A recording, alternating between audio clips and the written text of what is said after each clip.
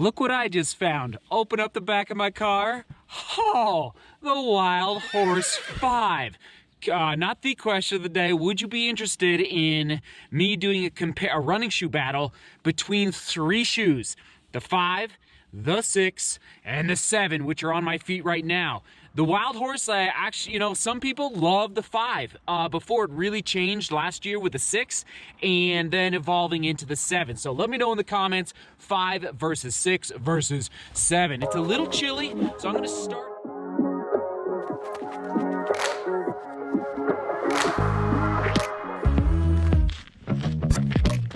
Nearly gave you a heart attack. Thought I told you to watch your back. Never know what to expect down here. That's the only solid fact. Guess I'd rather be on vacation. Guess I haven't got the education. I don't really have an explanation. So I found a new game to play. Thought I told you to stay away. But I see you're here anyway. So yeah, guess you're welcome to overstay. Just don't build up your expectations. It's not a good time to test my patience. And don't get in these situations. And we're back. There we go. Cheers, everybody. A little liquid IV in the big mug today. Oh, just rehydrating. Yes, after some testing of the Nike Wildhorse 7. By the way, there's a fly in the studio today, so if you see me freaking out doing this, I've been trying to get the fly out. Thought I just saw it for basically the last 10 minutes, but I'm giving up on the fly for now. Nike Wildhorse 7, not my 50, actually this is crazy. So this is definitely a shoe that fell through the cracks, okay? I've been testing this shoe out for probably 4 or 5 weeks. And thank you for your patience, but just so many shoes. And yes, basically my favorite word on earth, discernment. I'm discerning whether I need to come up with a new strategy for testing trail shoes, meaning not taking trail shoes to 50 miles. Rather, I'm almost thinking 25 miles or 30 miles, but combine it with at least 2,000 feet of vertical gain because it's a lot more difficult to take trail shoes to 50 miles. Because on the trails, you got vertical. Your legs are more tired. You're doing more work. The 50-mile full review scoring system, and thanks for bearing with me as I explain this, it really kicked off in a big way about 12 months ago, kind of toward the tail end of last year's big trail running shoe season. So I'm just discerning, trying to figure out, because this shoe, there it is on your screen, 48 miles. And I'm done. I'm not taking it back. Like, I just did 20 miles in it, and I'm not taking it back out. I feel like I understand the shoe, but I came up 2 miles short. So yes, here we go. Tweet, tweet, relegation whistle. I'm not taking it to 50 at this point, but I'm just discerning. Maybe I need to go with 30 miles for trail shoes with 2,000 feet of vertical gain at least, just to really feel like I understand the shoe. But that's not a conclusive decision at this point. I will keep you posted as we come to a decision. Okay, here we go. Let's dive in. Neutral trail running shoe. It's a twistin'. I'm going to put it in the loosey-goosey category. It's definitely twisting there through the twist test. 35 in the heel, 27 in the forefoot for an 8mm drop. There is women's size 8, men's size 9 on your screen. And let's just confirm, I believe we're looking at about 10.5 ounces in my size. Hold on. It is turning on. Oh boy, 1 second here. I got 10.5 inside, 10.6 out here, 299 grams. There you go. Okay, 6 out of 10, a little bit on the heavier side for a trail training shoe in my size. And onto that upper, we're looking at an engineered mesh with overlays through the toe box. We'll come back to that in a minute. Fully gusseted tongue. Gotta say, lockdown score, solid, 7.75 out of 10. Mostly not because of the full gusset. Yes, it is a fully gusseted tongue, very comfortable, but it's the padding on top of the tongue, okay? Where the laces lay right on top of your foot. If you've ever had issues with laces kind of cutting into the top of your foot, I don't think you're gonna experience that in the Wildhorse 7 as you're lacing up and kind of wrenching down and just getting that nice lockdown going for you. It is a non-traditional lacing system through the eyelet chain. It's more of the looped version rather than those holes that you usually see. And I gotta say though, that padding on top of the tongue is just amazing. Great work there, Nike, with the Wildhorse 7 tongue. Let's do the heel counter. Okay, actually, I'm glad I did this because I had forgotten. It is actually pretty flexible, more so than I remembered. A booty style collar there that wraps around your ankle. And it's designed to help keep the rocks and grit, out of your shoes as you're out there running. And I don't remember any rocks getting into the shoes as I was testing over the 48 miles. And there's that fly. I hear it buzzing around my head. Okay, moving on to that React midsole. Okay, it's a TPE thermoplastic elastomer based proprietary formula. And the durometer, okay, not amazing. All right, that React there, I'm sticking my thumbs into it and it's giving, but it's not giving a ton. So at the end of the day, it's just a nice average 7 out of 10 for the ride. Now, overall, I'm seeing a little bit of breakdown already, only after 48 miles, some pretty serious creasing, which is why the overall score for the midsole is a little bit lower, which means, that durability of that React. And I did take it on some pretty aggressive trails, as you see on your screen. So I wasn't messing around, which maybe if you're taking it out on some more tame trails, it won't break down. That React midsole material won't break down quite as quickly. But I do see it maybe not lasting as long as I would have hoped. Okay, on to that outsole. Here's the deal, Nike. 6.75 out of 10. And I believe it's like a 3 or 4 millimeter lug depth. I'm going with 4 actually, based on some other shoes I'm testing right now. It looks like 4. It's the lug pattern, I'll just put it that way, and the size of the lugs, like the actual, not the depth, okay? The depth is pretty good, but I just think that the lug pattern is not biting into the dirt, into the earth, into the ground as well as it could.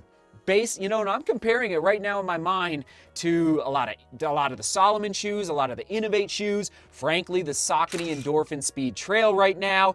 I think Nike, there's a lot of potential to change the overall configuration and design of this lug pattern. So, not the end of the world. It's gonna grip, but I think there's other shoes out there that will grip even better. Onto that fit, okay, true to size, and it was awesome. I mean, the toe box, midfoot, and the heel, I'm glad I remembered, okay.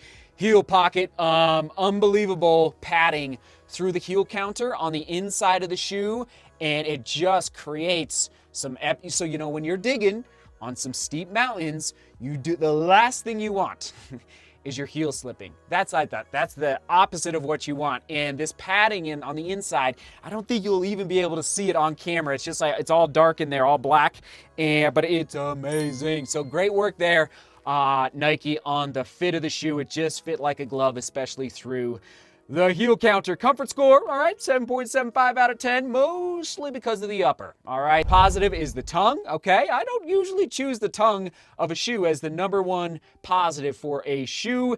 It is the tongue, that padding especially, coupled with the gusset, the full gusset. Drawback, we are looking at not as lively as I was hoping through the React. Durability prediction, 350 to 450, based on the creasing that I'm seeing already, okay? 350 to 450, so 7 out of 10. How will I use this shoe? Who is it best for? Classic daily trainer out there on the hills. A little heavy for my liking for a long run, but it would definitely do a long run, but it probably wouldn't be my first choice for a long run shoe out on the trails. Just classic daily trainer. We're talking 6 to 10 miles, 6 to 12 mile type of run for me. And who is it best for if you just appreciate an incredible heel lockdown? Like, I really appreciate that heel not slipping at all. That was my experience, especially on these steeper trails here in Colorado. Price point, $130. Great work there, Nike. That's what I like. For trail shoes, so for road shoes, daily trainer, price point, that's awesome, $119.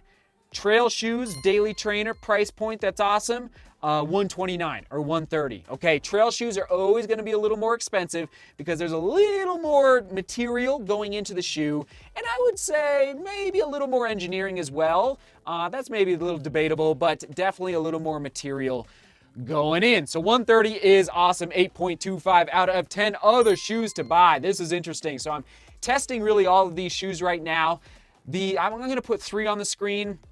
The least likely, actually, I would endorse would be the Saucony Endorphin Speed Trail.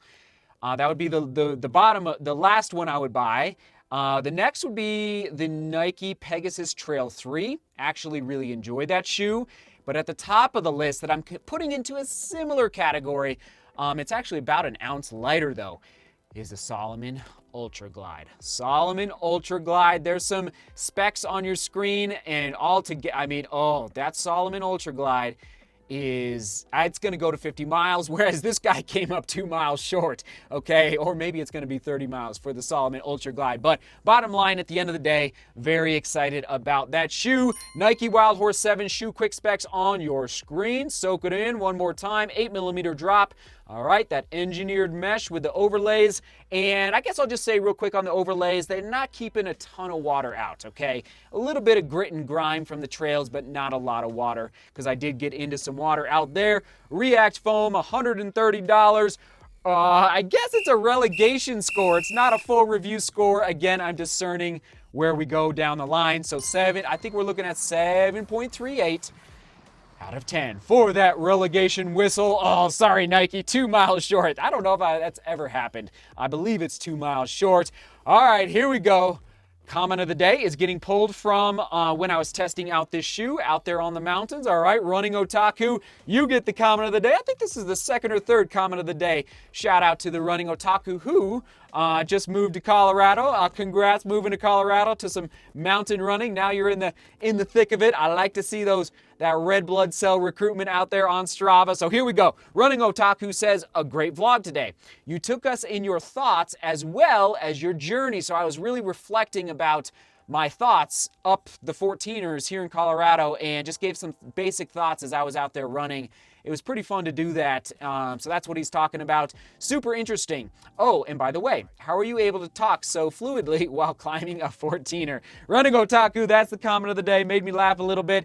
It's, I couldn't do that 5 years ago as a 30-year-old or 31-year-old. I guess 30-year-old. I'm telling you, it's just the 4 a.m. wake up, get out, you run 20 miles, all above 9,000 feet, come home, go to bed, do it again. There's no secret to it. It's just, you just gotta go pound ground above tree line. All right, Running Otaku. All right, question of the day. A little bit of a random question. I have no idea how I thought of this, but what's your favorite fruit to eat right after a long run or hard summer run when it's hot out? And I'm just thinking to myself, how could you ever beat watermelon? All right, it's like a good watermelon after a long, it's like, is there anything better? Is there, you make your case down below. Is it blueberries? Is it strawberries? Is it mango? Pineapple? Oh, I'm getting hungry just thinking about it. So that's the question of the day. All right, we will toss it to the Nike Wildhorse 6 from 2020. Nike Wildhorse 6 from 2020. And I can't even remember, frankly, if I took it to 50 miles. But anyway, Nike Wildhorse 6, we'll toss it to right there. Thanks for tuning in. All right, seek beauty, work hard, and love each other. See you tomorrow.